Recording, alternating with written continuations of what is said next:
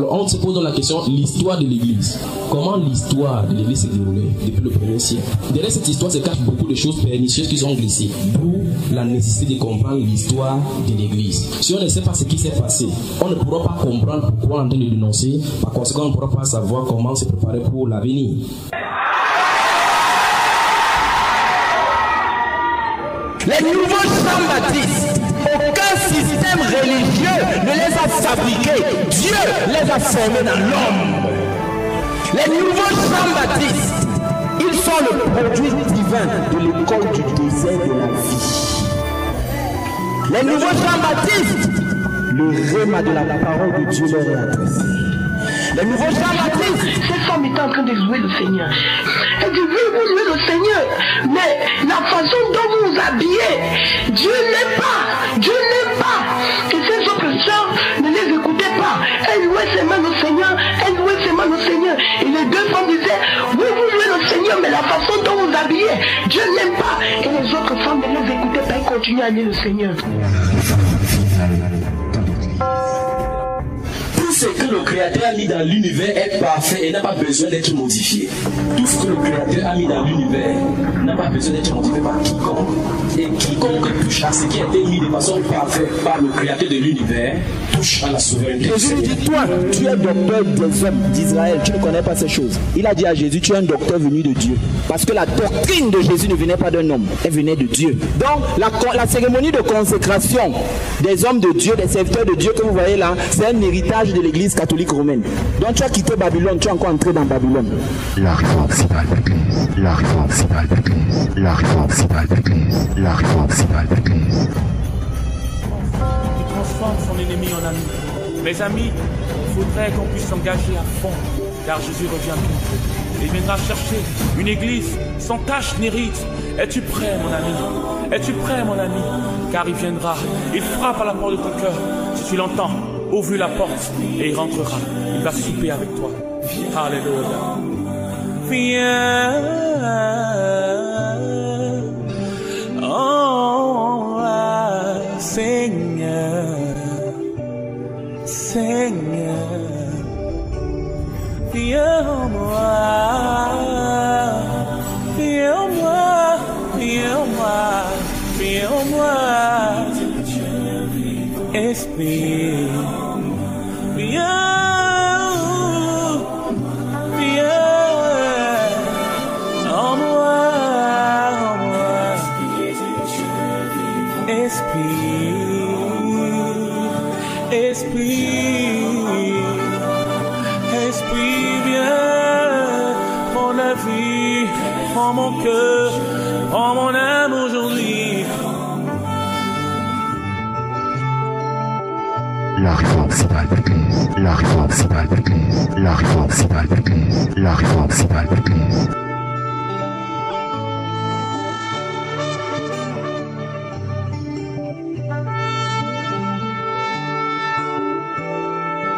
Que le Seigneur te bénisse.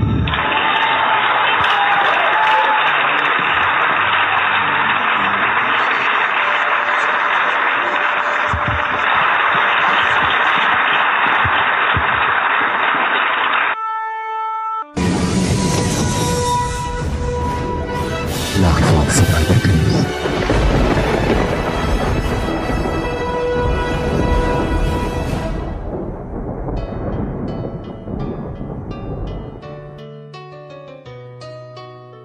Toute la création t'adore.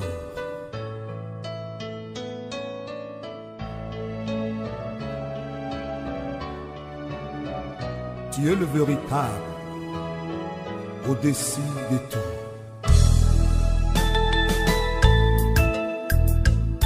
Baissons la tête, on va prier. On va prier. Père, tu es le même hier, aujourd'hui et pour toujours. Seigneur, nous sommes rassemblés en ton nom aujourd'hui, Père, pour partager ta parole. Père, parle-nous, Seigneur, en ces temps de la fin, où l'apostasie a prie, oh Dieu de gloire, presque toutes les assemblées, les dénominations. Père, tu as quelque chose à dire, tu as tes serviteurs encore aujourd'hui. Voilà pourquoi, oh Dieu de gloire, tu nous as amenés, tu as décidé, Père de gloire, de susciter une jeune génération qu'ils partent à ta vigne et qu'ils travaillent. Parce que c'est l'heure où bientôt tu vas sonner, l'heure finale, l'heure de la fin. Seigneur Dieu de gloire, nous te rendons grâce, nous te disons merci pour tout ce que tu fais, que toute la gloire, tout l'honneur, toute la puissance te soit donnée. Au nom du Seigneur Jésus-Christ. Père, nous allons aborder ta parole maintenant. Nous prions Dieu de gloire que tu bénisses ta parole. Je prie pour tous ceux qui m'écoutent maintenant. Je prie pour les soeurs, pour les frères qui sont là maintenant. Je prie pour tous ceux-là qui écoutent ce message. Je prie en quelque lieu que ce soit. Tous ceux qui invoquent le nom du Seigneur Jésus-Christ. Leur Seigneur est le nôtre. Je prie au Dieu de gloire que tu touches chaque cœur. Que tu parles aux soeurs. Que tu parles aux frères. Tu parles aux enfants. Tu parles aux vieillards. Au travers de ce message ce soir. Au nom du Seigneur Jésus-Christ. Que tous ceux qui écoutent ce message soient bénis. Que tous ceux qui écoutent ce message soient transformés pour la gloire de ton saint nom. Au nom du Seigneur Jésus-Christ. Amen. Nous allons aborder un sujet très sensible aujourd'hui parce que très souvent, ce que nous avons, c'est quand on vient, les gens donnent leur vie à Jésus-Christ, comme on dit. En fait, on ne donne pas sa vie à Jésus-Christ parce que nous n'avons pas de vie à donner à Jésus. Amen.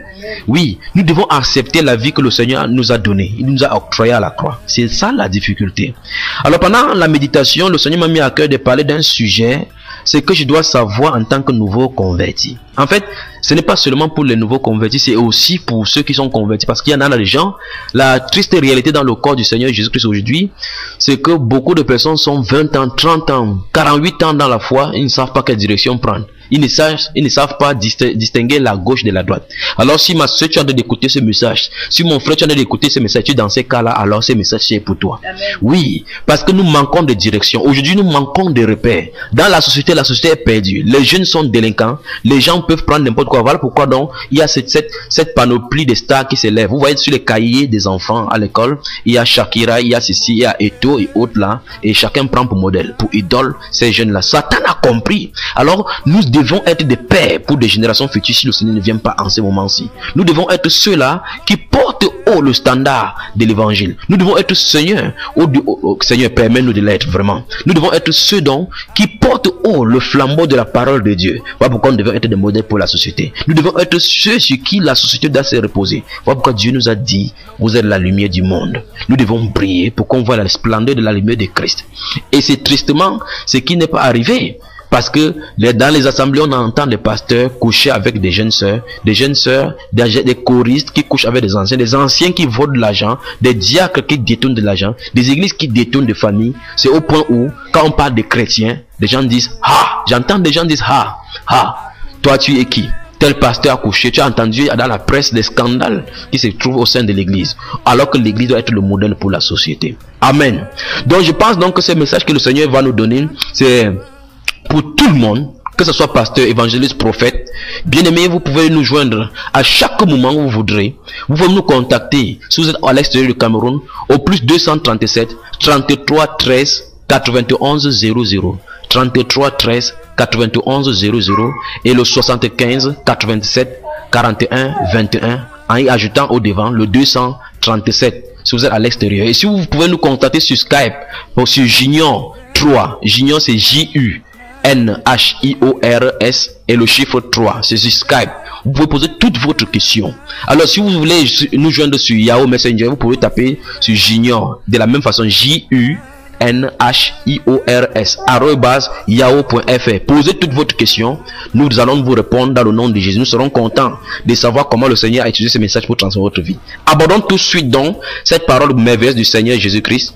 Alors, qu'est-ce que c'est que être nouveau converti? Les nouveaux convertis sont ceux-là qui viennent d'accepter Jésus-Christ comme leur Seigneur et Sauveur. De la même façon, comme la naissance a toujours été une source de joie dans chaque famille, même chez les animaux, il y a de la joie quand un nouveau-né arrive. La Bible déclare de la même façon que il y a de la joie devant les anges de Dieu pour un seul pécheur qui se repent. C'est dans Luc au chapitre 15, le verset 10. Donc, quand quelqu'un accepte Jésus comme son Seigneur, son Sauveur, il quitte le monde en par la repentance, se convertit au Seigneur. Alors voilà la première étape, la personne est régénérée. Mais il y a une marche à suivre. Quand cette personne vient donc dans le corps du Seigneur, intègre le corps du Seigneur, ce qu'on appelle le corps de Christ, alors il y a de la joie dans le ciel. Alors il est nouveau converti, il est nouveau né, il est né de nouveau. à l'instant T, il est né de nouveau. Maintenant, la marche ne s'arrête pas là-bas. Tout comme un enfant qui vient de venir au monde, quand il y a douleur d'enfantement et que la maman met cet enfant au monde, quelque chose arrive.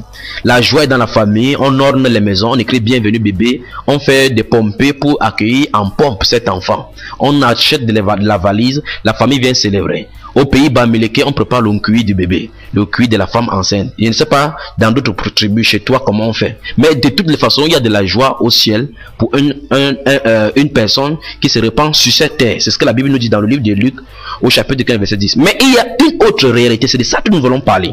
Le nouveau-né vient dans un environnement qui ne lui sera pas toujours favorable. Et même ceux qui étaient en joie le jour de sa naissance peuvent devenir plus tard ses principaux détracteurs.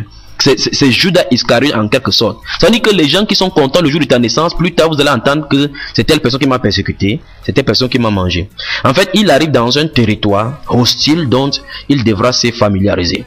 Pour le corps de Christ, les choses ne sont pas identiques. Parce qu'ici, il existe une réalité dont la compréhension humaine est ultra limitée. Car les choses se passent dans le domaine de l'esprit. Ce n'est que spirituellement que l'on peut en juger. Amen. Amen. Vous dormez ou quoi? Amen. Nous devons donc savoir que quand on accepte Jésus-Christ comme Seigneur et Sauveur personnel, alors nous avons accepté ainsi un tout nouveau mode de vie, une nouvelle façon de voir les choses, de penser, de parler, d'agir dans la société. En fait, tout doit changer. Tout doit changer, tout devrait changer pour nous. Tout doit changer. Amen. Amen. Donc ça veut dire quand on accepte Jésus-Christ, c'est une nouvelle façon de vivre, un nouveau mode de vie qu'on a accepté. Tout doit changer. Et c'est là que beaucoup trouvent des difficultés. Ils ne comprennent pas que les principes du nouveau royaume où ils sont nés sont totalement, je répète encore, totalement différents des principes du monde. Lisons d'abord un peu Romains au chapitre 12. Prenons Romains au chapitre 12. Nous voyons notre Bible dans Romains au chapitre 12, les versets 1 et 2. Les versets 1 et 2. Versets 1 et 2 de Romains au chapitre 12. Alors si dans cette salle-ci, une sœur a ouvert sa Bible dans Romains au chapitre 12, vous aussi à la maison, prenez Romains au chapitre 12, le verset 2 et 1 et 2 et lisons ce qui est écrit. Romains chapitre 12, versets 1 et 2. Je lis au nom de Jésus. Je vous exhorte donc, frères, par les compassions de Dieu, à offrir vos corps comme un sacrifice vivant, saint, agréable à Dieu, ce qui sera de votre part un culte raisonnable. Ne vous conformez pas au siècle présent, mais soyez transformés par le renouvellement de l'intelligence, afin que vous discerniez quelle est la volonté de Dieu, ce qui est bon, agréable et parfait. Amen. Ce qui est bon, agréable et parfait. Il dit, je vous exhorte donc, frères, c'est une exhortation, un encouragement, par les compassions de Dieu, à offrir vos corps comme un sacrifice vivant, saint, agréable à Dieu. Donc, il y a un principe dont les chrétiens doivent savoir. Quand quelqu'un vient de naître de nouveau, quand quelqu'un vient de se convertir, il doit d'abord, la première chose à faire, c'est qu'il a offert son corps au Seigneur. Ça veut dire que son corps ne lui appartient pas. Comme dans le livre de 1 Corinthiens au chapitre 6, le verset 19 à 20, il est écrit que glorifiez donc Dieu dans votre corps et dans votre esprit qui appartiennent à Dieu. Après avoir offert ces corps-là donc au Seigneur, il reste encore une autre chose à faire. Il dit quoi? Ne vous conformez pas au siècle présent. C'est pour dire clairement que le monde dans lequel nous vivons, le cosmos, la situation du monde, le système du monde est ennemi de Dieu. Est ennemi de Dieu et il ne peut pas se concilier avec Dieu. Voilà pourquoi cette entité appelée monde, le système du monde, on doit en sortir pour entrer dans un autre nouveau système. C'est là le vrai problème. Amen. Amen. Amen. Il dit, mais soyez transformés par le renouvellement de l'intelligence. Ça veut dire la façon de penser, la façon de parler, la façon de se comporter doit changer. C'est ici donc l'occasion de te poser la question. Depuis que tu dis tu as donné ta vie à Jésus, tu as accepté Jésus comme ton Seigneur et ton Sauveur, n'a-t-il pas quelque chose qui a changé? Si ton comportement demeure identique, la colère est encore là, l'impureté est encore là, alors je te pose donc la question. Vraiment as-tu accepté Jésus comme ton Seigneur et ton Sauveur? Parce qu'il doit transformer. Quand Jésus-Christ rencontre quelqu'un bien-aimé, son comportement doit changer. Il doit transformer sa situation. Du moins, depuis que le Saint-Esprit est descendu sur l'église, quand tu crois et qu'il t'accorde le Saint-Esprit, on marche en nouveauté de vie. On devrait marcher en nouveauté de vie. C'est ce que la Bible nous déclare. Amen. Amen. Prenons également le livre de 1 Jean au chapitre 2. 1 Jean chapitre 2. 1 Jean chapitre 2. 1 Jean chapitre 2. Oui, 1 Jean, ce n'est pas dans l'Apocalypse. C'est pas dans l'Apocalypse. C'est pas dans l'Ancien Testament, je voudrais dire, c'est 1 Jean chapitre 2. Nous allons lire, la sœur Marina va nous lire les versets 15 et 16 de 1 Jean au chapitre 2. N'aimez point le monde, ni les choses qui sont dans le monde. Si quelqu'un aime le monde, l'amour du Père n'est point en lui. Car tout ce qui est dans le monde, la convoitise de la chair, la convoitise des yeux et l'orgueil de la vie, ne vient point du Père, mais vient du monde. Alléluia. Oui, n'aimez point le monde, n'aimez point, c'est-à-dire n'aimez jamais le monde. Alors, pourtant nous vivons dans le monde. Le Seigneur a dit à ses disciples dans Jean chapitre 15, il dit je vous laisse dans le monde, vous n'êtes pas du monde. Autrement dit, on ne doit pas agir comme ceux du monde. C'est ici donc, voilà pour le pourquoi j'attire l'attention des uns et des autres dans cet enseignement sur ce que je dois savoir en tant que nouveau converti. Il y a vraiment un canevas que Dieu a tracé et sa parole est là pour nous diriger. La Bible déclare dans le psaume 119 que ta parole est une lampe à mes pieds, une lumière sur mes sentiers. Quand on manque de révélation, il faut qu'on entre dans la parole. Il dit la révélation de tes paroles est claire. Amen. Donc la Bible nous dit donc de ne pas aimer le monde, de fuir le monde partout. Pourquoi? Parce que le monde a été jugé pour Dieu, par Dieu, et c'est condamné. C'est-à-dire que si quelqu'un demeure dans le monde, il ne demeure pas dans le monde, c'est même pas à cause de ses péchés, parce qu'il est sous un système dont Dieu a déjà condamné. Voilà pourquoi il faut en sortir. Amen. Donc quand les gens viennent à Christ, ils ne comprennent donc pas qu'il y a beaucoup de choses qui doivent changer. Ils sont donc étonnés du fait que les anciens amis et connaissances ne les comprennent pas. Ils sont oppressés, insultés, maltraités, rejetés, etc., etc. Beaucoup de choses se passent. Conséquence, là où ils croyaient trouver peut-être du réconfort, se trouve être un terrain plein de problèmes. La surprise est encore détail si l'on n'a pas été conduit au pas de Christ. C'est-à-dire apprendre au nouveau-né ce qu'il attend dans le nouveau monde dans lequel il est né, dans le nouveau royaume. Donc ça veut dire que le royaume de Christ a un principe. Et ce principe est gouverné par la parole de Dieu. Voilà pourquoi je vais exhorter aussi les uns les autres de savoir ceci. On ne doit pas venir dans la parole de Dieu. On ne doit pas venir dans le corps de Christ avec les pensées préconçues. La parole de Dieu a tout réglé. Et ce n'est pas la pensée d'un homme. Dieu ne demande pas à quelqu'un de penser quoi que ce soit. Dieu a dit, ça règle le problème. Amen. Quand Dieu a dit dans sa parole, on ne discute pas. On ne doit rien ajouter. On ne doit rien en retrancher. Donc, disons, je vous permettez-moi donc de vous dire tout de suite que suivre le Seigneur Jésus-Christ n'est pas du tout facile. Alléluia. Oui. Si l'on se contente à regarder du point de vue humain, car il est écrit dans le livre de Luc chapitre 14, si on lit du verset 24 au verset 23, c'est écrit, Luc chapitre 14, du verset 24 au verset 33, il dit, si quelqu'un vient à moi, et s'il ne hait pas son père, sa mère, sa femme, ses enfants, ses frères et ses sœurs, et même à sa propre vie, bien aimé, et même à sa propre vie, il ne peut être mon disciple. Et quiconque, n'importe qui, que tu sois pas président de la République, magistrat, quoi que ce soit, et quiconque ne porte pas sa croix et ne me suit pas, ne peut être mon disciple. Car lequel de vous, s'il veut bâtir une tour, ne s'assied d'abord pour calculer la dépense et voir s'il a de quoi la terminer, de peur qu'après avoir posé les fondements, il ne puisse l'achever, et que tous ceux qui le verront ne se mettent à le railler en disant cet homme a commencé à bâtir et il n'a pas pu achever. Ou quel roi, s'il va faire la guerre à un autre roi, ne s'assied d'abord pour examiner s'il peut avec 10 000 hommes marcher à la rencontre de celui qui vient l'attaquer avec 20 000. S'il ne le peut, tandis que cet autre roi est encore loin, il lui envoie une ambassade pour demander la paix. Ainsi donc, écoutez bien bien aimé, ainsi donc, dernier verset, verset 33, ainsi donc, quiconque d'entre vous ne renonce pas à, écoutez le mot, écoutez, ne renonce pas à tout ce qu'il possède ne peut être mon disciple. Je pose donc la question, toi qui m'écoutes maintenant, as-tu abandonné vraiment tout? Alors c'est pour ça qu'il dit donc que si tu as cru en Jésus-Christ, tout devait changer, tout. T-O-U-T. À chaque fois quand tu vas lire ton Nouveau Testament encore, faites attention maintenant avec le mot tout. T-O-U-T. Jésus-Christ demande la totalité. Il demande toute ta vie. Tu ne dois pas lui donner le corps en haut et en bas, tu les utilises. Tu ne peux pas utiliser son corps pour l'impudicité. La Bible déclare que le corps n'est pas pour le péché, mais pour le Seigneur. Alléluia. Alléluia. Il dit ainsi donc, quiconque d'entre vous ne renonce pas à tout ce qu'il possède ne peut être mon disciple. Donc il y a des gens qui sont membres des congrégations, ils sont fidèles dans leur assemblée, dans leur dénomination, ils pensent qu'ils sont chrétiens. Et toi qui m'écoutes actuellement, tu es fidèle à qui? Au Seigneur? Tu es fidèle à ton assemblée ou au Seigneur? Crois-tu à la parole ou à ce que ton pasteur te dit? Donc Christ demande quoi? La totalité de notre cœur, de notre vie. En fait, nous devons tout abandonner. C'est-à-dire que nous devons être prêts à sacrifier n'importe qui. Écoutez bien, n'importe qui ou n'importe quoi. Ton parent ne compte pas. Pourquoi il a dit que si quelqu'un hait son père, ça, mais même ta propre femme. Quand l'apôtre Pierre, si vous lisez votre livre, dans le livre de Luc chapitre 4 et chapitre 5, quand il pêchait le poisson là, c'est pour aller nourrir sa famille, parce que la Bible nous fait comprendre qu'il était marié, puisque Jésus-Christ est allé ressusciter, guérir sa belle-mère qui était souffreuse de fièvre. Jésus-Christ a menacé la fièvre là. Alors il allait pêcher du poisson toute la nuit pour nourrir sa famille. La pensée de ces siècles ne compte plus sur Dieu, sur la providence du Seigneur. On croit très bien qu'on peut s'en sortir par nos propres moyens. Les gens croient que parce qu'ils ont fréquenté, parce qu'ils ont du diplôme, c'est pour ça qu'ils travaillent, parce que par leur effort. Que non!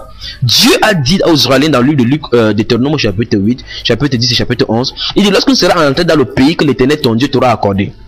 Lorsque tu vas cultiver ton sol et que ça va produire, garde-toi de dire en ton cœur, c'est ma force qui a procuré. Et c'est curieusement ce que nous faisons ici. En faisant de telle sorte, nous nous glorifions. Et Dieu va nous juger plus sévèrement. Amen.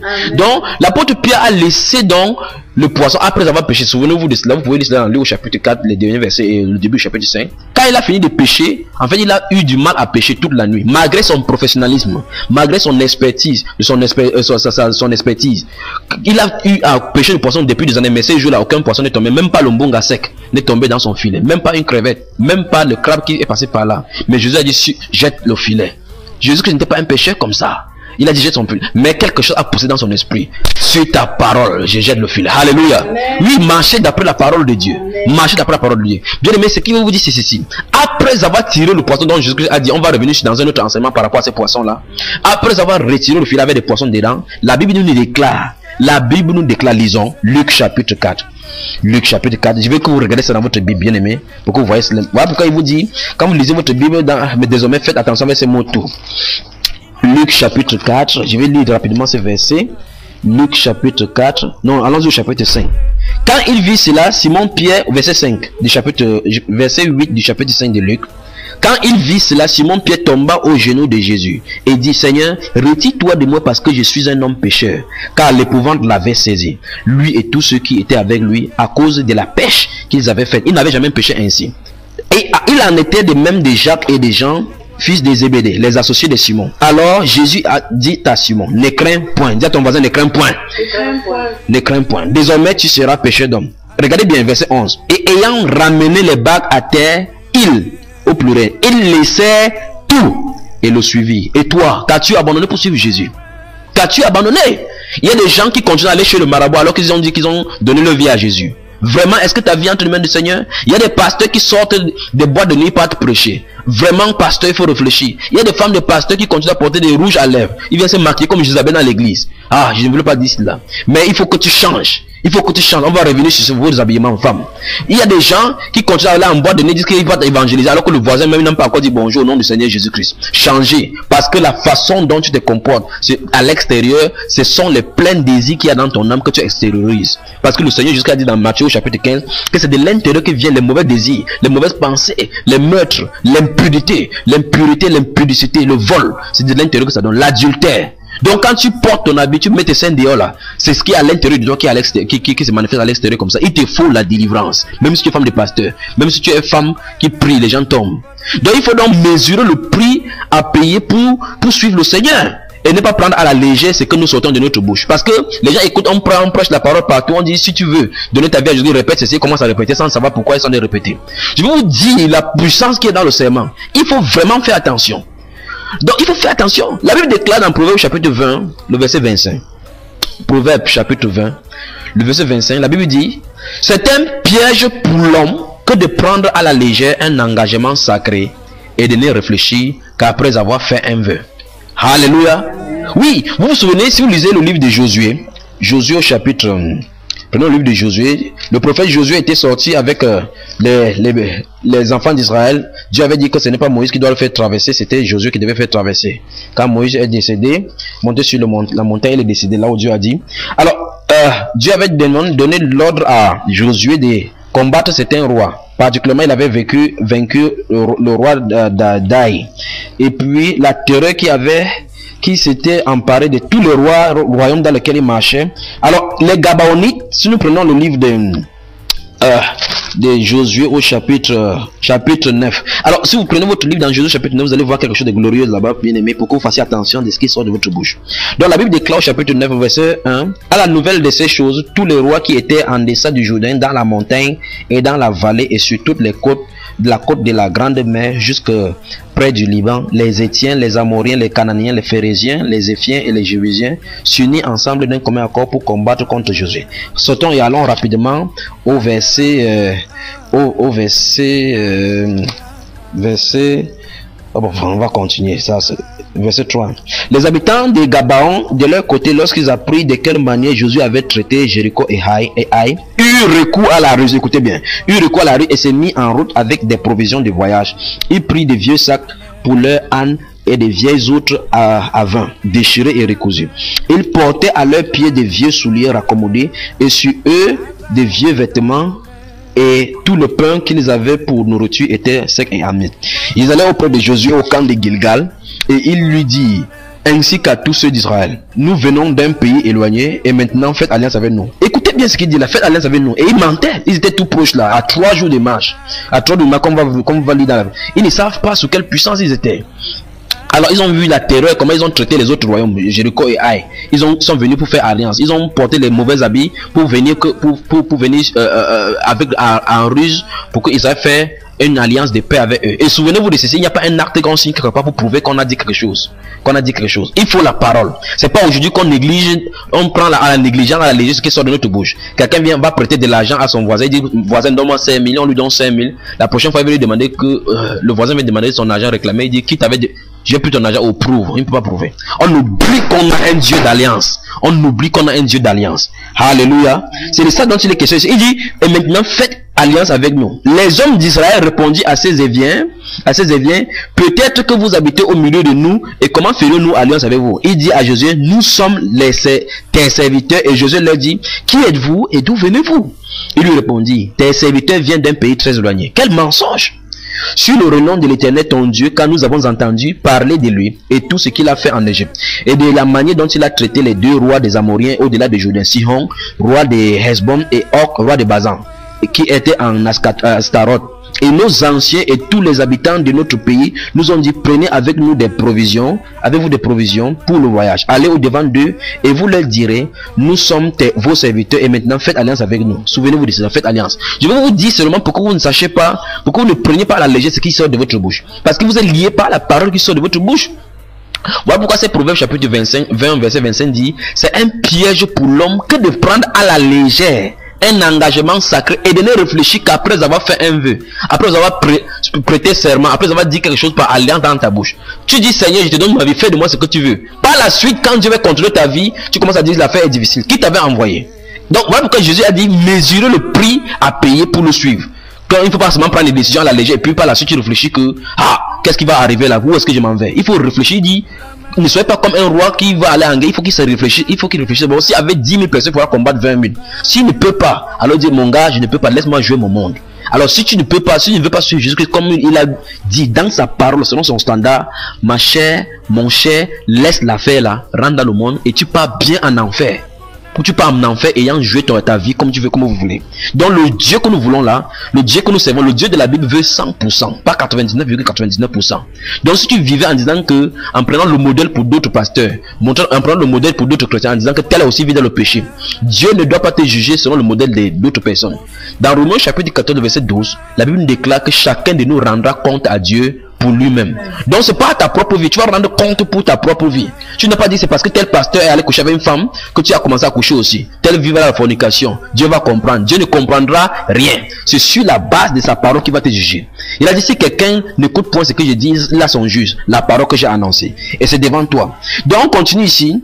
La Bible déclare dans verset 12. Voici notre pain. Il était encore chaud quand nous avons fait provision dans nos maisons, le jour où nous sommes partis pour venir vers vous. Et maintenant, il est sec et en miettes. Ces outres avec que nous avons rempli toutes neuves et les voilà déchirées. Nos vêtements et nos souliers se sont usés par l'excessive longueur de la marche.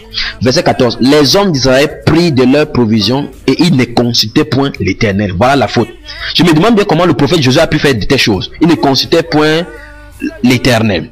Josué fit la paix avec eux et conclut une alliance alliance par laquelle ils devaient leur laisser la vie, et leur chef de l'assemblée le leur jurait. 3 jours après, verset 16, la conclusion de cette alliance, les enfants d'Israël appris qu'ils étaient leurs voisins et qu'ils habitaient au milieu d'eux. Ils ne pouvaient plus rien faire. Pourtant, Dieu leur avait dit d'aller détruire. Donc je prends ce passage pour vous montrer la puissance de la parole qu'on prononce. Ils ont seulement assis là-bas, ils ont dit, ok, nous vous jurons maintenant, nous n'allons pas vous détruire. Et comme ils ont dit cela, là, dans la suite, quand ils vont aller combattre, vous lisez à partir au verset, à partir du verset, je ne sais pas comment on va prendre cela.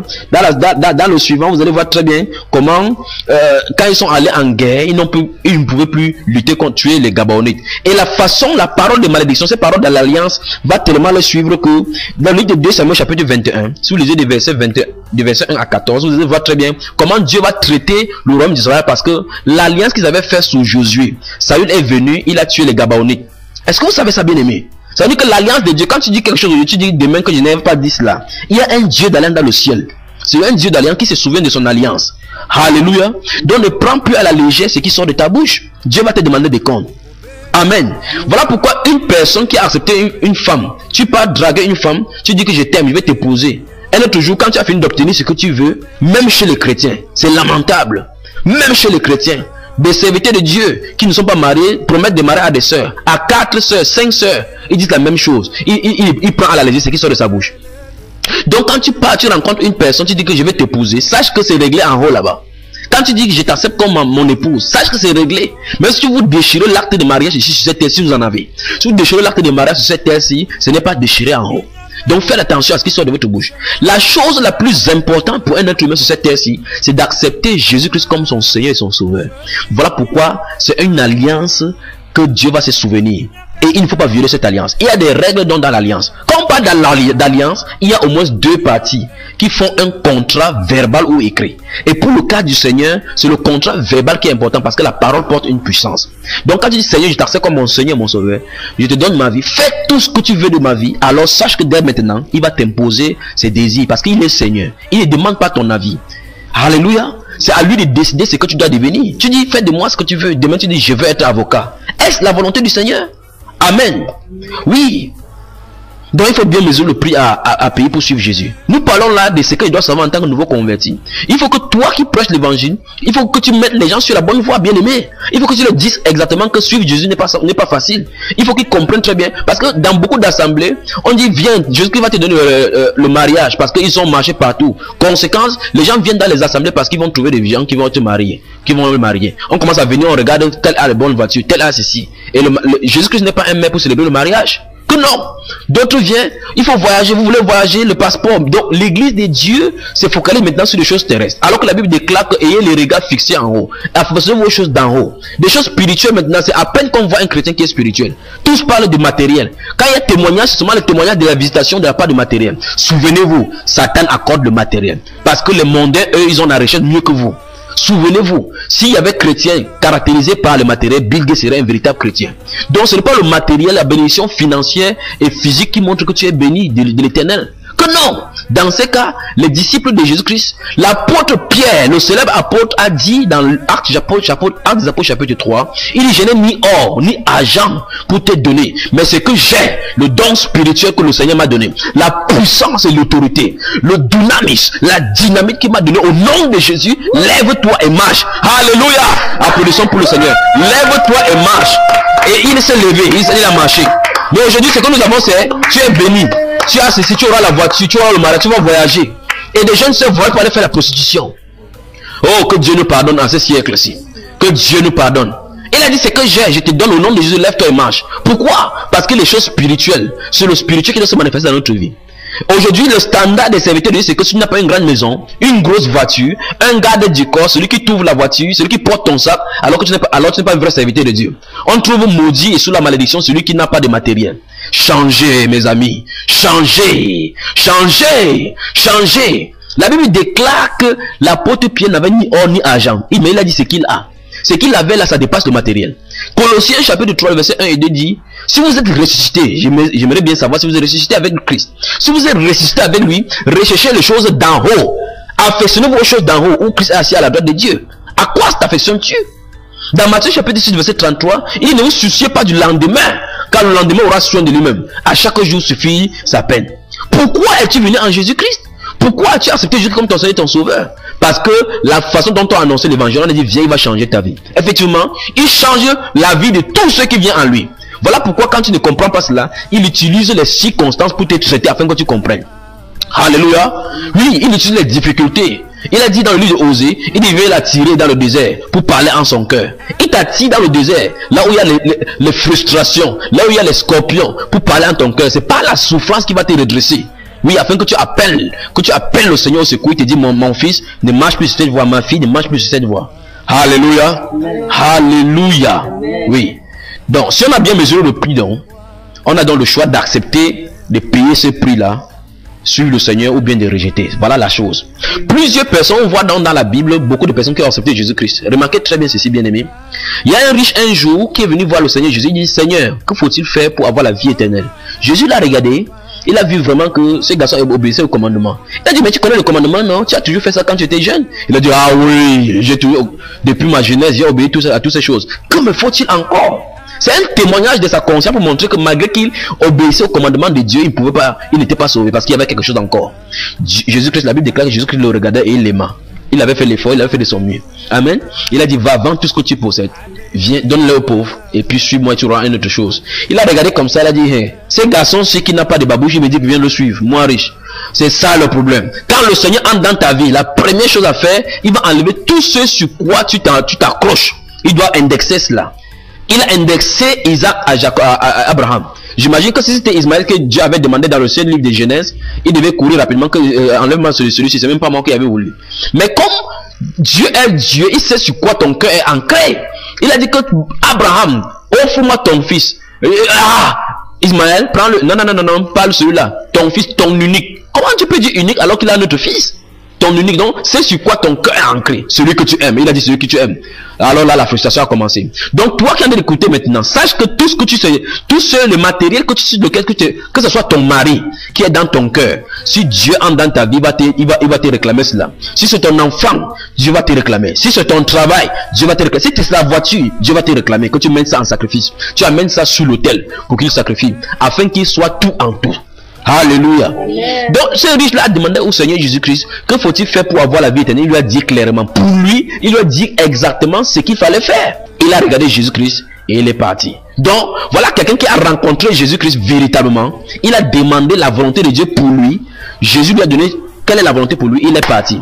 Souvenez-vous de ceci. Lisez votre Luc chapitre 16. Il s'est retrouvé en enfer par la suite. Il s'est réveillé en enfer absolument.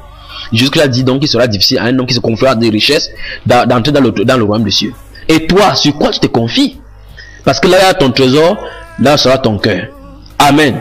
Que ça ne soit pas ainsi. Donc, quand tu mesures le prix à payer pour suivre Jésus-Christ, tu as une décision à faire. Et la décision dépend de toi. Jésus a déjà dit, venez à moi, vous tous qui êtes fatigués et chargés, je vous donnerai du repos. Tu mesures le prix à payer. Si tu vois très bien que les biens de ce monde, si tu ne peux pas t'en séparer pour suivre Jésus-Christ parce que ces conditions sont difficiles, continue dans tes biens. Et je te propose une chose donc, ne quitte jamais Jésus-Christ et aller dans le monde et jouer un peu. Va jouer dans la totalité pour aller bien dans les profondeurs de l'enfer. Parce que Jésus-Christ a dit dans le livre de Apocalypse chapitre 22, du verset 11 à verset 16, il dit, j'arrive et ma rétribution entre mes mains. Que celui qui est souillé se souille encore. Que celui qui est saint se sanctifie. Donc il veut dire vers le dernier livre de maintenant qu'il ne prie pas quelqu'un. Si tu as pris ta position, joue bien ton jeu. Si tu es saint, continue dans la sanctification. Si tu es sale, va davantage dans la saleté. Il ne faut pas que tu salisses seulement ta cheville et tu viens pour aller en enfer alors que quelqu'un s'est sali entièrement le corps. Donc si tu forniques avec un homme, ma soeur, je te conseille, bien aimé, va avec 100 hommes. 100 hommes, c'est pas suffisant. Va partout. Comme ça, quand tu vas aller chez les fornicateurs, d'abord en enfer, tu sauras pourquoi tu es parti. Voilà pourquoi il a dit, les prostituées vous dévanceront dans le royaume des cieux. Parce qu'une prostituée, quand on prête l'évangile véritablement, il voit qu'il est sale. Quand Dieu lui accorde le pardon, elle change totalement. Mais nous, beaucoup de personnes sont en Christ, ils continuent à jouer avec le monde. Ils jouent avec le monde. Alléluia.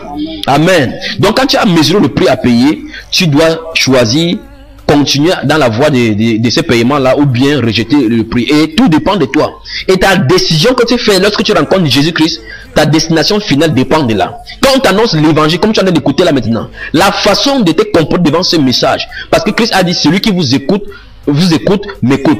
Donc nous sommes des serviteurs de Dieu envoyés pour dispenser. Nous sommes les ambassadeurs de Christ pour amener la bonne nouvelle dans un peuple, dans un milieu, dans une génération qui se meurt. Nous avons besoin de gens qui tiennent ferme pour l'évangile, qui ne se compromettent point. Tu es de quel côté? Il y a le côté de l'enfer, le côté de la mort. Depuis le livre de la Genèse, Dieu a dit, voici, je passe devant vous aujourd'hui la voie de la vie et la voie de la mort. Tu dois faire un choix. Et que tu l'admettes ou non. Là où tu m'écoutes là maintenant, actuellement même, tu es soit mort, soit vivant. Absolument, il n'y a pas de façon. Oui, il n'y a pas ici, il n'y a pas de coma ici, il n'y a pas l'intermédiaire. Tu es vivant ou bien tu es mort. Ma soeur, es-tu vivante? Mon frère, es-tu vivant? Donc réfléchis bien. Amen. Oui, donc il y a deux choix, donc comme je parlais. Il y a donc le choix d'accepter Jésus-Christ, d'accepter de payer le prix pour suivre le Sauveur, ou bien de rejeter. Donc si tu choisis le deuxième cas, c'est-à-dire si tu rejettes, dans le deuxième cas, la Bible t'appelle lâche. Hein? La Bible déclare dans Apocalypse chapitre 21, verset 8, il dit, mais pour les lâches, leur part sera dans les temps ardents de feu et de soufre. Donc tu es un lâche. Donc sache que comme tu ne choisis pas, directement ta direction est là. Oui, dans Jean chapitre 3, le verset 16, il dit, Dieu a tant aimé le monde qu'il a donné son Fils unique, afin que quiconque, n'importe qui croit en lui, ne périsse pas, mais qu'il ait la vie éternelle. Il dit, celui qui croit en lui, il a la vie éternelle. Celui qui ne croit pas est déjà jugé. Donc si tu rejettes Jésus-Christ, tu es dans ton juge. Amen. Tu es dans ta décision finale. Donc de toutes les façons, quand Christ vous est présenté, vous ne pouvez pas aller neutre. Vous avez toujours un choix à faire. Et comprenez bien que cela dépend de vous et non de vos parents. Parce qu'il y a j'entends des gens dire que je suis dans une famille chrétienne. Mon père va dire quoi? Dans notre famille, je suis catholique, je suis protestant. Des bêtises. Des bêtises. Quand tu pars manger dehors, c'est ton père qui te voit. Ton père te demande. Toi, quand tu pars forniquer, tu demandes à ton père. Si ton père disait qu'ils ne sont pas avec tes garçons, tu vas dire que tu joues ta vie comme tu veux. Maintenant, quand il s'agit des choix qui dépendent de ta propre vie, tu commences à dire, mais je suis dans une famille chrétienne. Chez nous, on est catholique, on est protestant. Je connais 3 églises seulement. Protestants, catholiques et les musulmans. Même les musulmans sont devenus maintenant l'église de Dieu. Que Dieu te pardonne. Il dit que les autres, je ne sais pas d'où vous êtes. Tu fais le mieux de savoir d'où vous êtes. Alléluia. Oui. Donc, c'est toi seul qui dois choisir. Ça ne dépend ni de tes curés, ni de tes prêtres. Parce qu'il y a des gens qui écoutent comme ça, il faut qu'il pas demander à mon prêtre ce qu'il faut faire. Tu as la Bible avec toi à la maison. La Bible est appelée la parole de Dieu. Donc, Dieu va te juger selon ses paroles, pas selon ce que ton curé, ton prophète, ton pasteur a dit. Amen. Dis à ton voisin, tu es responsable de ce que tu vas faire, de ton choix maintenant. Amen. Oui, Romains chapitre 14 verset 12 dit ainsi, chacun de nous rendra compte à Dieu pour lui-même. Toi ma soeur, tu vas rendre compte à Dieu pour toi-même. Toi mon frère, tu vas rendre compte à Dieu. Amen. Oui, donc dire que je suis dans une famille chrétienne ne fait pas de toi un chrétien. Absolument pas. Chacun doit prendre responsabilité pour vous suivre. Dans Jean chapitre 1, il dit que à ceux qui l'ont reçu, à ceux qui ont reçu Jésus, pas ceux qui ont donné leur vie à Jésus, ceux qui ont reçu Jésus, il a donné le pouvoir de devenir enfant de Dieu, devenir. Parce qu'il y a d'autres personnes, d'autres groupes de personnes qui disent que non, non, tout le monde est son enfant. Non, non, non, non, non, non, non, non. Nous sommes tous créatures de Dieu. La poule est une créature de Dieu. La poule c'est un enfant de Dieu. Des âneries sorties d'une école de théologie de fous. Donc, tu deviens enfant de Dieu. Tu dois devenir enfant de Dieu.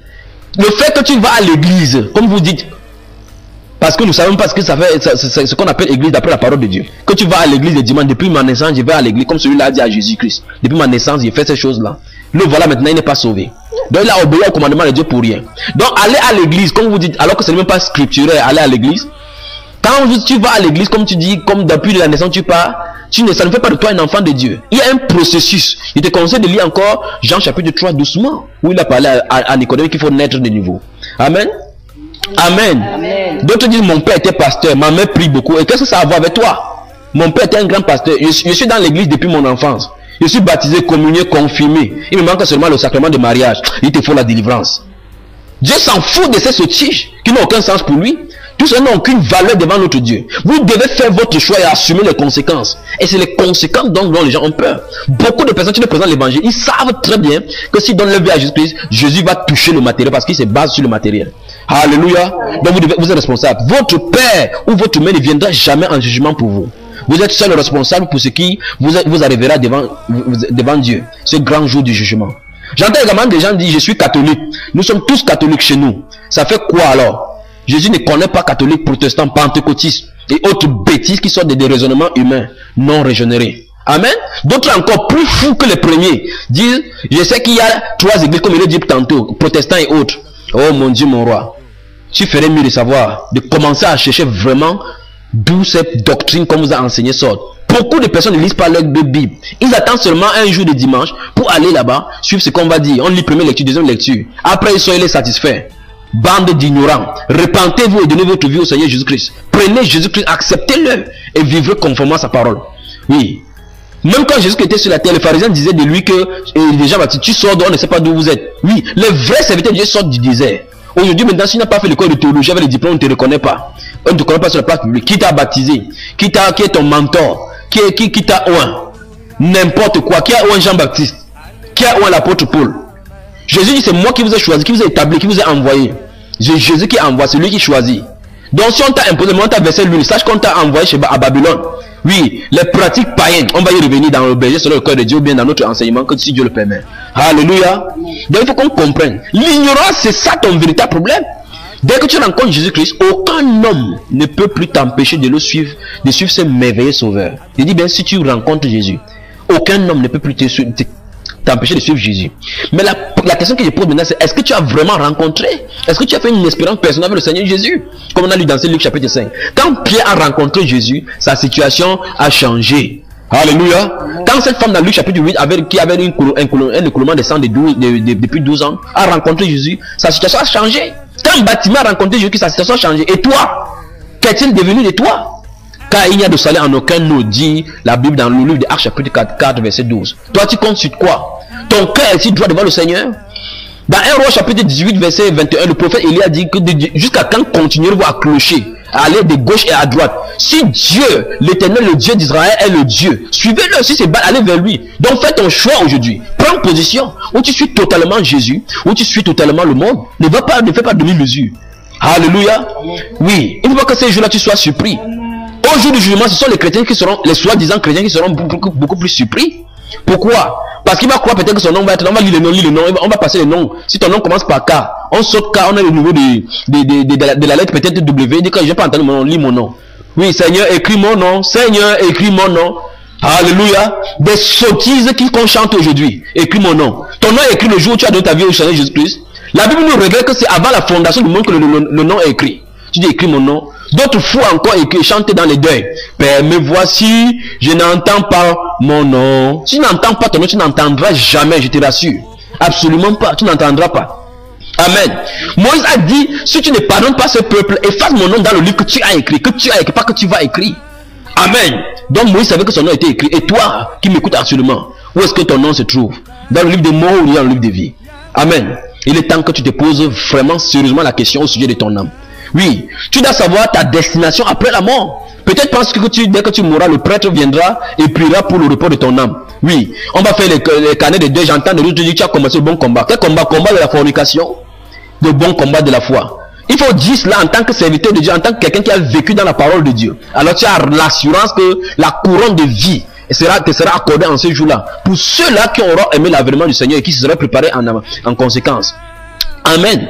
Oui, même si on écrit sur toi, sur ton cercueil, sur ton programme de deuil, que ton âme repose en paix. Ton âme ne sera jamais en paix. Parce que Christ a dit dans sa parole que l'âme qui pêche, c'est elle qui mourra. Celui qui nuit à son âme. Amen. Donc ton âme ne sera jamais en paix. D'autres encore disent, le Seigneur a donné, le Seigneur a repris. Où est-ce que tu te trouves, bien-aimé?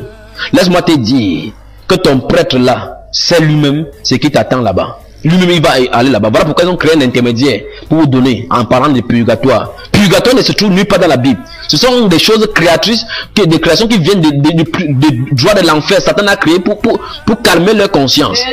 Attendons donc, on va revenir dans l'enseignement sur l'église catholique. On va toucher ces choses. Et toi, pentecôtiste, toi qui m'écoutes maintenant, tu vas sortir de cette prison qu'on t'a enfermé.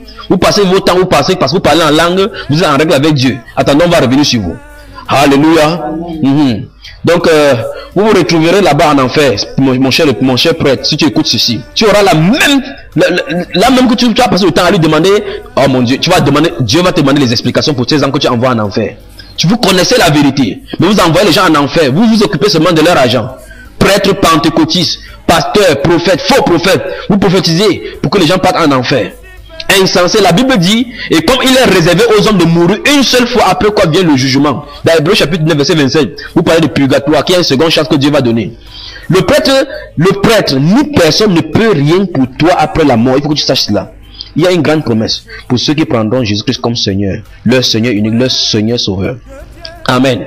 Dans le livre de Jean, chapitre 5, dans le livre de Jean, chapitre 5, le verset 24, il dit, en vérité, je vous le dis, celui qui écoute ma parole, oh mon Dieu, pas écoute un prêtre, pas écoute un pasteur, une église, une dénomination, celui qui écoute ma parole, celui qui écoute ma parole et croit en celui qui m'a envoyé, a la vie éternelle, pas aura, a la vie éternelle, bien aimé, a la vie éternelle. Lisez également Jean chapitre 3 verset 16 à 20 dans votre Bible. Lisons Jean chapitre 11 le verset 25 à 26. Alléluia. Jean chapitre 11. Jean chapitre 11. On va prendre le livre de Jean chapitre 11 dans cette situation où Lazare est décédé. Jean chapitre 11. Ouvrons notre Bible. J'espère que je ne vous frustre pas, mais je suis obligé d'apporter ce message ainsi. Pourquoi vous restez calme comme ça? Alléluia. Amen. Amen. Amen. Jean chapitre 11, le verset 25 et 26. Jean chapitre 11, verset 25 et 26. Jésus lui dit, je suis la résurrection et la vie. Celui qui croit en moi vivra quand même il serait mort. Et quiconque vit et croit en moi ne mourra jamais. Crois-tu cela? La question est posée. Crois-tu cela, toi bien-aimé qui m'écoute maintenant? Crois-tu cela? Est-ce que tu peux croire que ce n'est pas en suivant le pasteur, en donnant des rites, ce n'est pas en offrant, en donnant des offrandes, même les offrandes, on va y revenir dans un autre enseignement sur les dîmes et les offrandes. Ce n'est pas en construisant les bâtiments que tu seras sauvé. Absolument pas. Il dit, je suis la résurrection. Dans Jean chapitre 14, il dit, je suis le chemin, la vérité et la vie. Beaucoup de personnes passent dans des séminaires, voyagent pour aller trouver la vérité, cherchent d'autres. J'ai même rencontré un pasteur qui a dit qu'il a découvert la vérité en Israël. Donc il a laissé la Bible au Cameroun, il a laissé la Bible dans son pays pour aller en Israël pour chercher la vérité. Et c'est voilà comment il rentre. Il dit qu'en Israël il a découvert que Jésus n'était pas Dieu. Il est encore en route. Il lui faut la délivrance. Il lui faut la délivrance. Absolument. Comment on peut faire de telles choses, bien aimé? Jésus dit, je suis la résurrection. Quiconque vit et croit à moi ne verra jamais la mort. Crois-tu cela? Donc, la religion n'est pas le moyen pour arriver à Dieu. La religion n'est pas le moyen pour arriver à Dieu. Le moyen pour arriver à Dieu n'est pas une religion bien aimée, n'est pas une institution, c'est une personne, c'est la personne de Jésus-Christ de Nazareth. Donc, si tu le trouves, tu as trouvé le chemin. Amen. Il dit, quiconque vit et croit à moi ne verra jamais la mort. Jamais. Crois-tu cela? Si tu crois, dis Amen. Amen. Dans le livre de 1 Jean, vous pouvez encore lire 1 Jean chapitre 5 verset 11 à 15. Il dit clairement là-bas que celui qui a le Fils a la vie. Celui qui n'a pas le Fils n'a pas la vie. Donc tu vas bon philosopher. Soit témoin de Jéhovah musulman, accepte que Jésus est fils de Dieu ou non. Ce n'est pas la discussion là-bas. Si tu es là, tu fais la scientologie. Tu fais le karma, la loi de karma en disant que tu vas mourir et revenir dans la réincarnation. De ces satanistes, des choses sataniques que Satan vous a trompé. Tu es en captivité, il faut que tu sortes. Jésus-Christ te donne la vie. Accepte-le. Accepte la proposition. Accepte ce que Christ a fait pour toi à la croix. Voilà pourquoi Satan fait tout et tout pour anéantir la croix. Pour dire qu'il n'y a pas une résurrection. Véritablement, je te dis, Jésus-Christ vit. Et il est là actuellement. Jésus-Christ règne. Il régnera. Et bientôt va entrer en scène dans ce monde perverti. Alléluia. Si tu veux, vis dans la fornication, le mensonge, la haine, le manque de pardon, l'orgueil, l'adultère, le vol et toute autre impureté. Et pense que Dieu comprendra. Mon ami, il ne comprendra rien ce jour-là. Ces grands jours de jugement où toutes les œuvres cachées. Dans Hébreux chapitre 4, le verset 13, la Bible déclare qu'aucune créature, nulle créature n'est cachée devant celui qui nous avons rendu de compte. Oui, tu n'es pas caché. Tout ce que tu fais dans le secret, les grilles que tu as dans le secret, c'est que tu as les mouchoirs que tu as, les talements que tu peux faire, les choses que tu fais dans la nuit. Tu vas dans ton lieu de culte, tu reviens, tu es comme une sainte. Ce que tu fais avec ton pasteur, ce que tu fais en secret, ce que tu fais en secret en la réunion, avec ton voisin, n'importe où. Quand ton mari n'est pas là, bien aimé, Dieu te voit. Tu ne peux pas cacher. Alléluia. Oui. Il ne comprendra rien. Dieu ne comprendra rien ces jours-là. Il a dit que ce ne sont pas tous ceux qui disent Seigneur, Seigneur qui entreront dans son royaume. Mais c'est celui-là seul qui fait écouter bien. Pas qui fait le service à l'église. Pas celui-là qui prie. Il dit mais celui-là seul qui fait la volonté du Père. Lis ta Bible dans Matthieu chapitre 7 verset 21 et vois. Celui-là qui fait la volonté du Père. Fais-tu la volonté du Père? Tu me poseras peut-être la question où est sa volonté pour que je le sache. Oui, sa volonté c'est clairement écrit dans la parole de Dieu. Amen. Amen. Dans ce livre de Romains chapitre 12, verset 1 à 2 que nous avons lu tout à l'heure, il dit afin que vous discerniez la volonté de Dieu. Offrez vos corps, soyez transformés par le renouvellement de votre intelligence, afin que vous discerniez quelle est la volonté de Dieu, ce qui est bon, agréable et parfait. C'est en vivant dans la transformation, dans le renouvellement de l'intelligence que tu peux discerner la volonté. Avec les pensées perverties, avec le système du monde, tu ne peux jamais discerner parce que tu es sur un mauvais système. Sors de là, mon ami. Amen. Fais-tu la volonté du Père? Si la réponse est non, sache que si Jésus revient maintenant, ta place est en enfer. Je sais que vous n'aimez pas ça. Si tu es témoin de Jéhovah, tu ne crois pas en enfer, ne t'inquiète pas. Quand tu vas y arriver, tu sauras que ça existe vraiment. On ne te prie pas. Tu fais même de vérifier ce que tu écoutes. Des gens restent en Pennsylvanie, on machine quelque chose. Tu passes, partout, tu distribues, vous réveillez. Toi qui es endormi, je te conseille de te réveiller. Alléluia. Il a dit, venez à moi, vous tous qui êtes fatigués et chargés, et je vous donnerai du repos pour vos âmes. Parce que c'est de l'âme dont il est question. Satan peut te donner n'importe quoi, n'importe quel matin, n'importe quelle bénédiction, pour qu'il attrape ton âme. Amen. Sache que tu ne pourras jamais obtenir de repos en dehors de Jésus. C'est ce que tu dois savoir. Que tu l'admettes ou non, que tu sois gourou, n'importe quoi. Si tu n'as pas ton cœur, maintenant que tu m'écoutes, si ta conscience est troublée, c'est la preuve que tu n'as pas de repos en Jésus-Christ. Tu peux te livrer à la boisson comme tu veux pour noyer tes soucis. Quand les boissons vont finir, les soucis vont émerger. Alléluia. Oui, les soucis vont ressurgir. Il y a des gens qui fument des chanvres, d'autres prennent la cocaïne, d'autres prennent des boissons alcoolisées pour essayer de passer le temps, pour oublier ce qu'ils ont. Si tu es dans le chômage, ne t'inquiète pas. Quand tu vas boire, tu vas finir, tu vas savoir que tu es dans le chômage. Ça ne changera rien. Dès que tu seras éveillé, tu trouveras ces mêmes soucis qui t'attendent. Viens à Jésus. Jésus seul est la situation. Tu peux changer la situation. La première situation qui change, comme je t'ai dit au début, c'est qu'il faut qu'il change ton intérieur. Il faut qu'il renouvelle ton intelligence. Et pour cela, il faut que tu n'apportes pas ton raisonnement que tu as appris dans le monde, dans la Bible. Tu dois te laisser enseigner. Tu dois accepter que Jésus t'enseigne. Alléluia. Voilà pourquoi il y a un cantique qui est intitulé « Moi, j'ai donné mon cœur à Dieu ». La façon dont tu viens à Dieu, la façon dont tu viens à Dieu, ça compte énormément.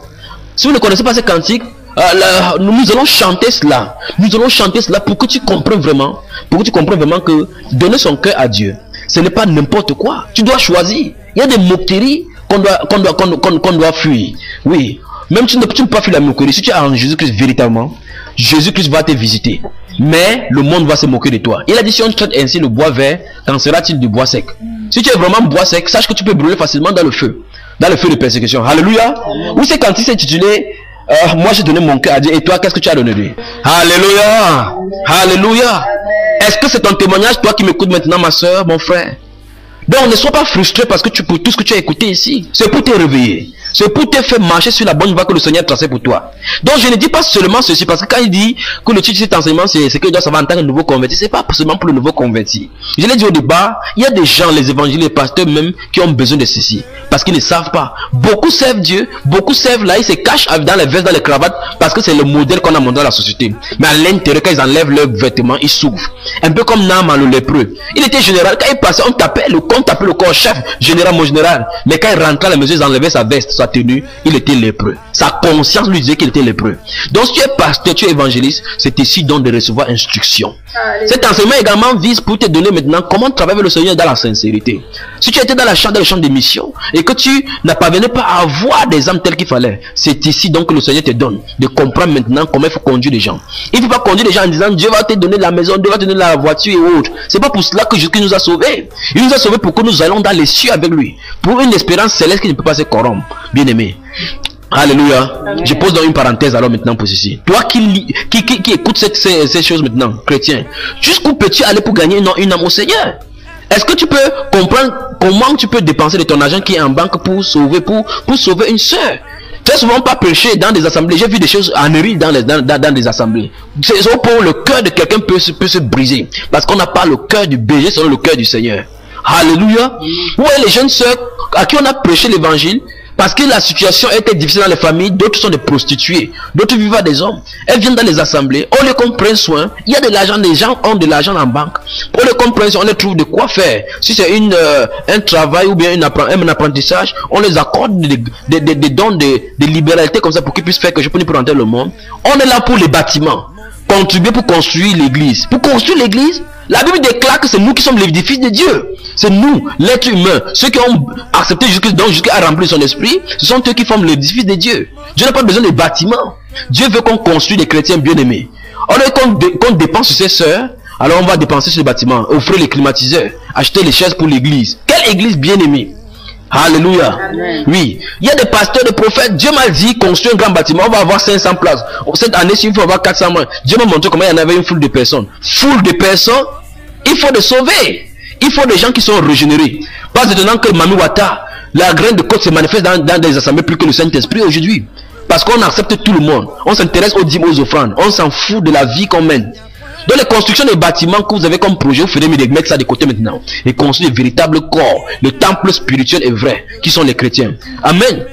Je vous conseille de lire doucement le livre de Genèse chapitre 11, du verset 1 à 9. des projets de Babylone. Matthieu chapitre 23, c'est que Dieu a reproché aux pharisiens. 1 Corinthiens chapitre 3, les versets 9 à 17. Jacques chapitre 2, verset 14 jusqu'à 19. Prenez également 1 Jean chapitre 3, verset 17 à 21. Ça, c'est quelque chose qui doit se passer dans l'église? Que non! Il dit que dans ce Jean, 1 Jean chapitre 3, verset 17, il dit si quelqu'un possède les biens de ce monde et voyant son frère dans le besoin, lui ferme son sein. Comment l'amour, voilà ce que la leçon de Dieu pose comme question. Comment l'amour du Père demeure-t-il en lui? Il dit bien aimé, n'aimons pas en parole seulement, mais avec action et vérité. L'amour est prouvé. Comment les gens peuvent venir dans les assemblées, ils ont besoin des finances. Vous prenez les finances pour aller construire sur les papins. Dans les maisons dans lesquelles l'Antichrist va venir habiter. Construisez, investissez sur les sœurs, sur les frères. Alléluia. Matthieu chapitre 25, verset 31 à 46. Regardez ce que le Seigneur Jésus a dit. Il n'a pas dit qu'il va mettre les gens à la gauche, à la droite par rapport à la construction ni à la prière. Il dit quand j'ai eu faim, j'ai eu soif, j'ai eu ceci, vous ne m'avez pas visité.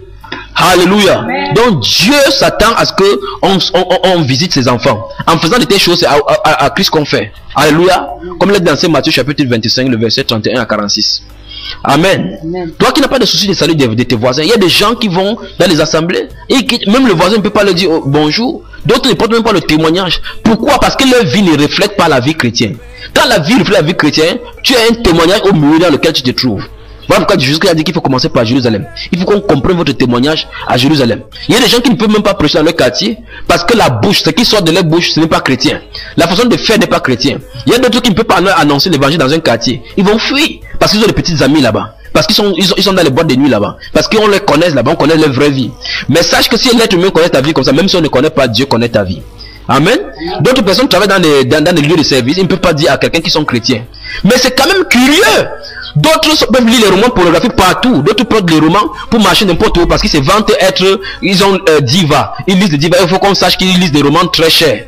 Mais maintenant, nous ne pouvons pas porter même seulement le Nouveau Testament pour marcher parce qu'on a honte qu'on va dire vous êtes les Alléluia. D'autres, ils ne peuvent même pas attacher les foulards pour marcher parce qu'on va dire que voilà. La Bible déclare que celui qui me rejettera régnera devant les hommes, je ne régnerai devant mon Père. Comprends-tu cela? Tu es Jésus. Amen. Amen. Si tu es ni foi ni chose, Jésus-Christ te vomira de sa bouche. Apocalypse chapitre 3 verset 14 à 19. Amen.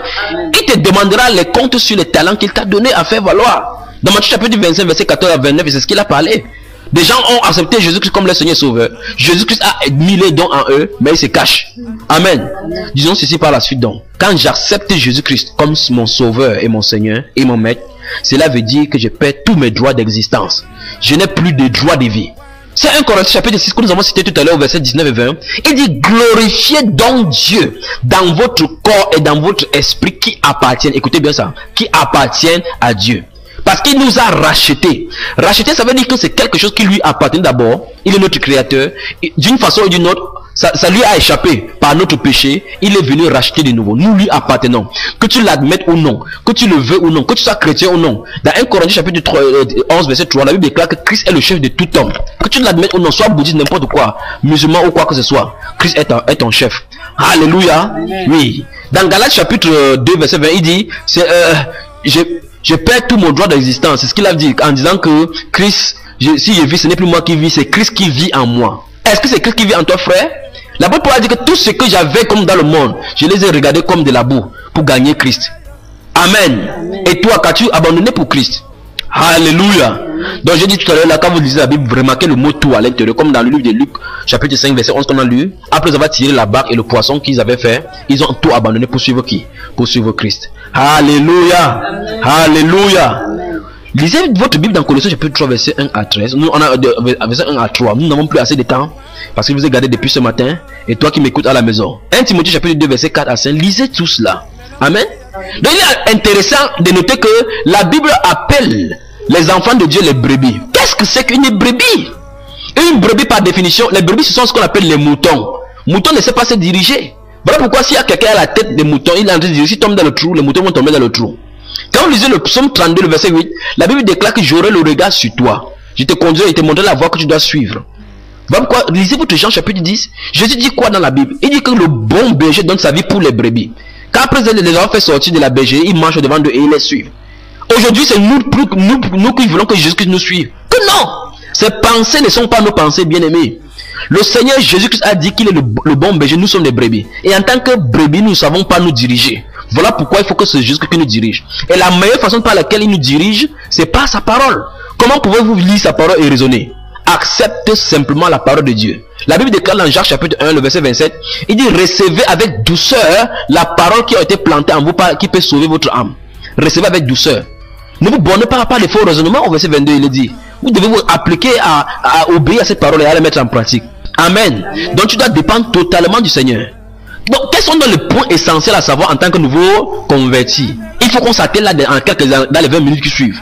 Quand je suis nouveau conduit, quand je viens de donner ma vie au Seigneur Jésus-Christ, je viens de l'accepter comme mon Seigneur, mon Sauveur. Souvenez-vous, j'ai dit qu'on ne donne pas sa vie à Jésus-Christ parce qu'on n'aurait pas de vie à donner. On doit accepter Jésus-Christ comme le Seigneur et Sauveur. Alléluia. On ne donne pas ça, on n'a pas de vie à donner.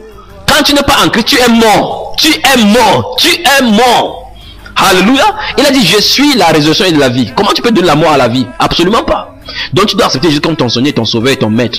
Alléluia. Donc quand tu acceptes Jésus comme ton Seigneur et ton Sauveur, la première chose à faire par la suite, c'est le baptême. Amen. C'est la chose que tu dois faire en premier lieu. Parce que la Bible déclare dans Marc chapitre 16, le verset 16, il dit: celui qui croira et qui sera baptisé sera sauvé. Amen. Amen. Donc tu dois être baptisé directement après que tu es sauvé. Maintenant, c'est ici, il faut aussi dire quelque chose, il faut qu'on soit clair. Tu ne dois pas suivre des enseignements avant de décider s'il faut t'engager ou non. Ce n'est pas ce que la Bible, la sainte parole de Dieu enseigne. Marc chapitre 17 verset 7 dit: celui qui croira et qui sera baptisé sera sauvé. Dans Matthieu chapitre 28 verset 19, Jésus a dit: allez et faites de toutes les nations les disciples, les baptisant au nom du Père, du Fils, Saint-Esprit, et enseignez-leur à observer tout ce que je vous ai prescrit. Donc Jésus a dit clairement de baptiser avant d'enseigner. Comme les êtres humains sont plus intelligents que Jésus, ils ont dit ce n'est certainement que Jésus-Christ a fait des erreurs. Jésus a dit qu'on fait des disciples, on les baptise et puis on les enseigne. Aujourd'hui, la théologie catholique, la grande Babylone, on va y revenir. La grande Babylone a décidé qu'on fait la catéchèse. Les pentecôtistes en ont pris. Il faut que tu suives un cours spécial pour te baptiser. Parce que, disent-ils, il faut que tu comprennes sur le chemin sur lequel tu t'engages. Non! Non! Le baptême, c'est un signe extérieur de la confession et de ta foi en Jésus-Christ. Il faut qu'à l'extérieur, on voit vraiment que tu t'es engagé. Donc, si tu t'engages pas dans l'eau, ça montre clairement qu'intérieurement, tu n'étais pas clair avec le Seigneur. Amen. Donc dans la Bible nous fait montrer que dans toute la Bible, toutes personnes qui ont été baptisées dans la Bible ont été baptisées immédiatement. Quelqu'un dit immédiatement. À haute voix, immédiatement. Quelqu'un dit immédiatement. Oui, immédiatement. Ça ne va vous choquer ainsi.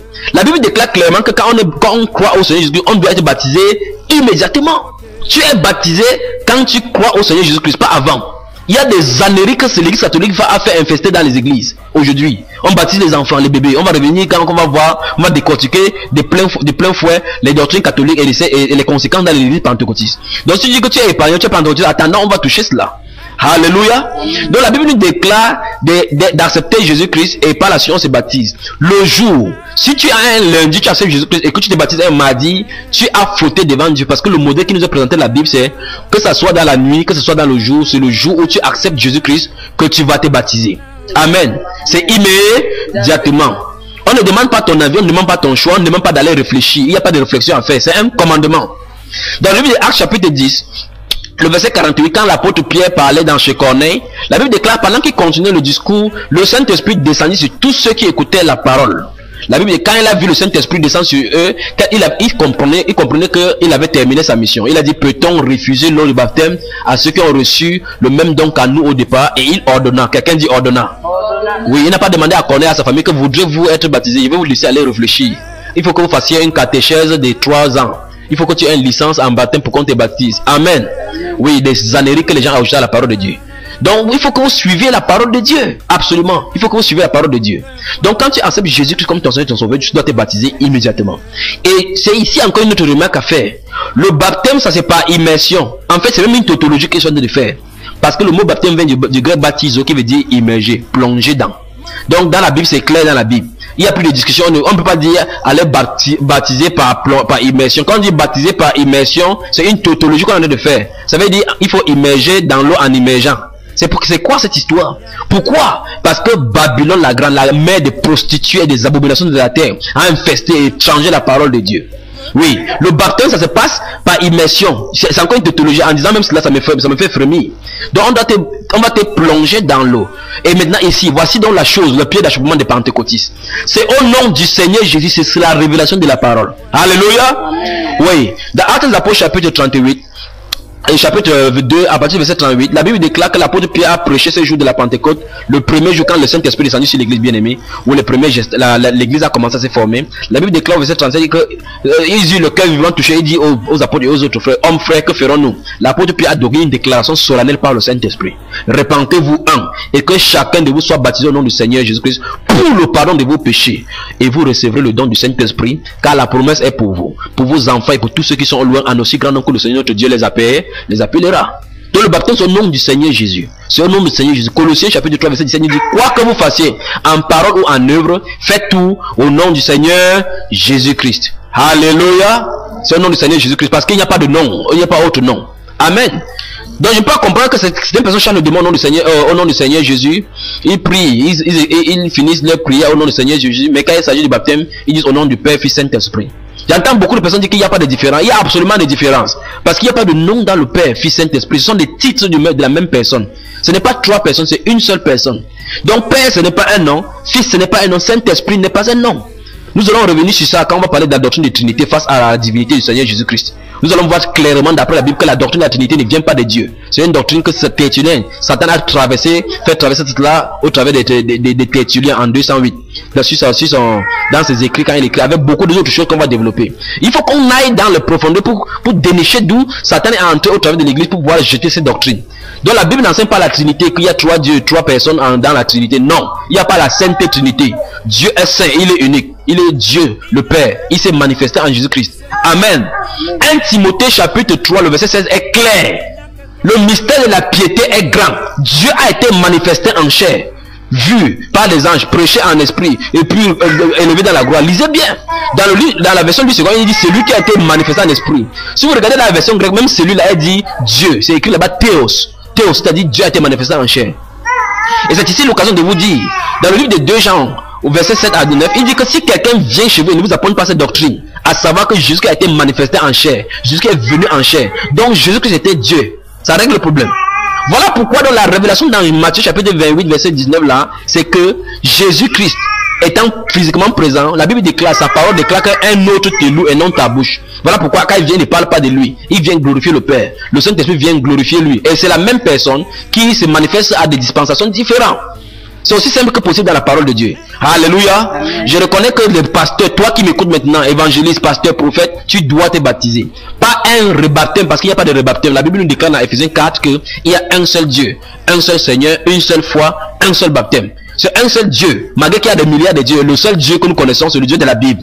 Malgré qu'il y a plusieurs seigneurs, y compris le Seigneur Abraham, le Seigneur des anges et autres, comme on l'enseigne, il y a un seul Seigneur, c'est le Seigneur Jésus-Christ. Il y a une seule foi. Il y a des gens qui ont la foi pour déplacer les outils. Les gens font le yoga pour déplacer les transactions, comment on appelle cela, les voyages astro. Ils ont la foi pour le faire, parce qu'ils lisent les livres. Mais la seule foi valable, c'est la foi des Écritures qui vient de la parole de Dieu. Romains 10, verset 17. Alléluia. Il y a un seul baptême, le baptême biblique. Donc si ce n'est pas conformément à la Bible, tu n'es pas encore baptisé. Alors, mon cher pasteur, ma chère soeur, mon cher évangéliste, mon cher prophète, oui, tu es appelé, mais tu dois te baptiser au nom du Seigneur Jésus. Et comprends que si tu n'es pas baptisé au nom du Seigneur Jésus-Christ, alors tu n'as pas revêtu Christ. Tu n'as pas revêtu Christ. Tu n'as pas revêtu Christ. Tu as un problème. Quand on va parler de la marque et de la bête, nous allons revenir sur la doctrine de la Trinité, parce que ça a à voir avec la Trinité satanique, dont l'église catholique a infesté dans l'église. Alléluia. Alléluia. Alléluia. Alléluia. Amen. Amen. Ton pasteur peut t'abandonner, ton prophète prêtre, ton pape peut t'abandonner, ta maman peut t'abandonner, mais Christ m'a sauvé. Alléluia. Donc si tu as été baptisé par immersion en citant les titres Père, Fils et Saint-Esprit, alors mon ami, je t'exhorte, tu n'es pas encore baptisé d'après la Bible. Je sais qu'il y a beaucoup de pasteurs, beaucoup de prêtres et autres là qui doivent se faire baptiser eux-mêmes conformément à la Bible. Oui, frère, courage, c'est pas facile. Il faut que tu prêches ces choses, tu dises la vérité aux gens. Oui, Rentrez dans la Bible, lisez votre Actes des Apôtres, partout où on parle de baptême, remarquez comment il a été baptisé. La Bible déclare que quand Ananias est venu voir l'apôtre Paul lui-même, il a dit, que tardes-tu à faire? Qu'est-ce que tu fais là? Parce qu'il avait fait 3 jours dans l'obscurité, les yeux ne voyaient pas. Il dit, le Seigneur Jésus qui t'a apparu en chemin m'a envoyé pour t'imposer le main et que tu sois rempli du Saint-Esprit. Après il s'est levé, la Bible déclare que lève-toi et sois baptisé en tel avant de tes péchés en invoquant le nom du Seigneur. Amen. Amen. Donc tous ceux-là qui ont été baptisés. Et les actes des apôtres, c'est d'abord le modèle, parce que c'est les actes du Saint-Esprit. La Bible nous dit clairement, fait comprendre clairement, dans Ephésiens chapitre 2, le verset 20, il dit, vous avez été édifiés, bien aimés. Vous avez été édifiés sur le fondement des apôtres et des prophètes. Donc ça veut dire que ce que les apôtres, Jésus-Christ étant la pierre angulaire, nous voilà encore le même nom. Donc les apôtres ont placé le fondement. S'il y a une autre personne qui raconte n'importe quoi, tant que ça ne prend pas la fondation des apôtres, si les apôtres n'ont pas fait, vous faites de mettre à côté. Et Jésus a averti que tant que le ciel et la terre subsistera, il ne sera pas ôté un seul iota de cette de l'aide. Alléluia. Amen. Alléluia. Donc je prie que le Saint-Esprit vous conduise dans la vérité. Rentrez dans la Bible. Ne faites pas cette erreur que les gens ont fait dans Jean chapitre 12 quand comment ça s'appelle, dans Jean chapitre 11, les disciples sont venus voir, les mondains sont venus voir comment Jésus a ressuscité Lazare. Ils ont couru pour aller voir les pharisiens pour leur dire que la Bible déclare que beaucoup ont cru après la résurrection de Lazare, mais certaines personnes n'ont pas cru. Ils sont allés voir les pharisiens pour dire waouh, il a ressuscité là-bas, beaucoup de gens vont en lui. Alors ils ont décidé maintenant de tuer Jésus. Ne faites pas cette erreur d'aller vers les pharisiens, parce que ce sont eux qui vous ont toujours conduit dans le faux. Prends ta Bible, entre dans ta chambre, dis Seigneur, il y en a plusieurs voix dans le monde. Tel pasteur dit ceci, tel frère dit ceci, telle église dit ceci, telle dénomination dit ceci. Seigneur, il veut comprendre ta voix, il veut écouter ta voix. Lis la Bible doucement. Jésus-Christ a dit dans sa parole, il dit que je me révélerai à celui qui me cherche. Si tu me cherches de tout ton cœur, c'est ce que Dieu a dit. Alléluia. Amen. Alléluia. Donc si vous avez n'importe quelle question, vous pouvez nous contacter par téléphone si vous êtes à l'extérieur du pays, au plus 237, c'est l'indicatif du Cameroun, plus 237, 33, 13, 91, 00, 75, 97, 41, 21.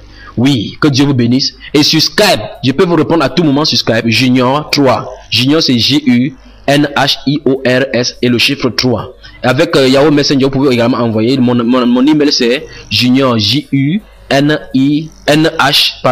I-O-R-S @yahoo.fr. Seigneur, tu es le Dieu des armées. Tu n'as pas changé. Merci pour tout ce que tu fais pour nous. Je prie, Père de gloire, que tu changes ma soeur, que tu changes mon frère avec cet enseignement. Que toute la gloire te revienne. Au nom de Jésus-Christ. Amen.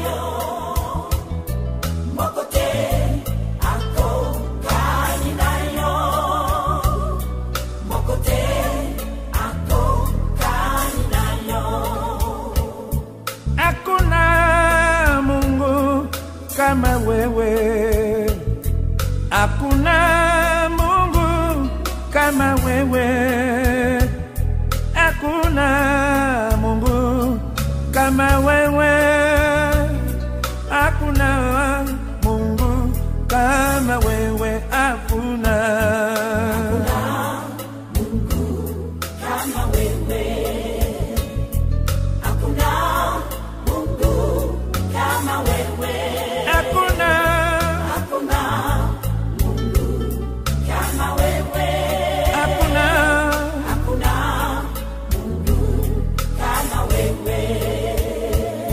Mosive que foi na nanange, Mosive que foi na nanange, Mosive que foi na nanange, Yahweh, Mosive que foi na nanange, Mosive, Mosive que foi na nanange, Mosive. Mosive, Mosive, que foi na nanangue. Mosive, Mosive, que foi na nanangue. Il n'y a point de Dieu comme Jésus. Il n'y a point de Dieu comme Jésus. Il n'y a point de Dieu comme toi, Seigneur. Il n'y a point de Dieu comme Jésus. Il n'y a point de Dieu comme toi. Il n'y a point de Dieu comme toi. Il n'y a point de Dieu comme toi. Il n'y a point de Dieu comme toi.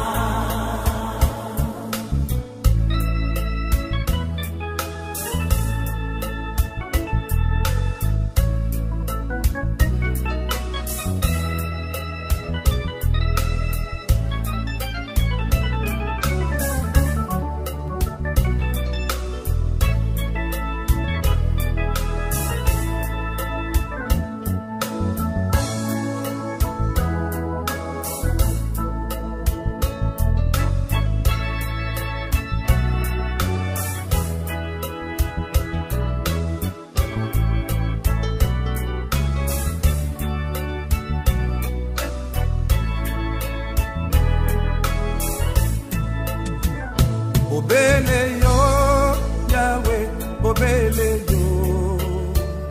Obele yo, Yahweh, obele yo. Obele yo, Yahweh, obele yo. Obele yo, Yahweh, obele yo, obele yo. Obele yo.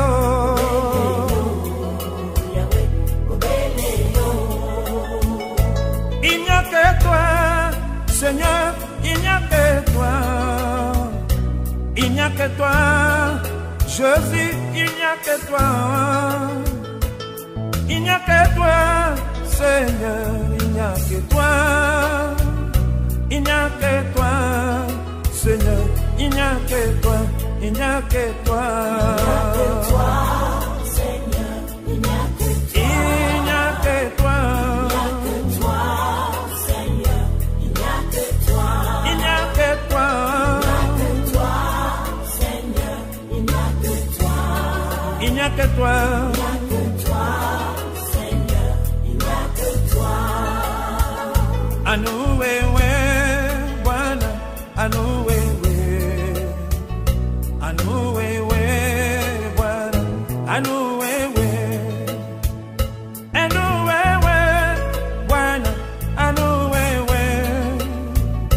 Anuwewe, Bwana, anuwewe, anuwewe.